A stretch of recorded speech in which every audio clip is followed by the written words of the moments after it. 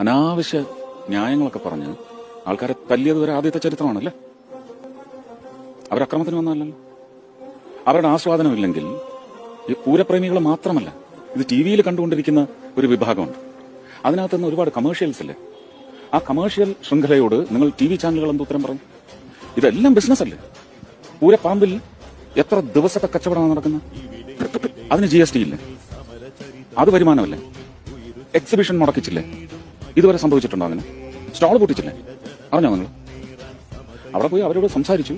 ഒരുപാട് എതിർപ്പുകളുണ്ടായിരുന്നു. കാരണം അതെല്ലാം ദേവസ്വത്തിന്റെ അവകാശങ്ങളുണ്ട്. അതിനെ നമുക്ക് അങ്ങനെ വീറ്റോ ചെയ്യാനൊന്നും ഒക്കത്തില്ല. നമ്മൾ ഔട്ട്സൈഡേഴ്സാണ്. ജനങ്ങൾക്ക് വേണ്ടി അവരുടെ അടുത്ത് പോയി സംസാരിച്ചു. അവർക്ക് അതിന്റെ ന്യായം മനസ്സിലായി. അവർ വെടിക്കെട്ട് പകലായാലും നടത്താനങ്ങ് തീരുമാനിച്ചു. ഇതിന്റെ പിന്നിൽ ഒരു പ്ലാനുണ്ട്, ഒരു ഗൂഢാലോചന ആവാം.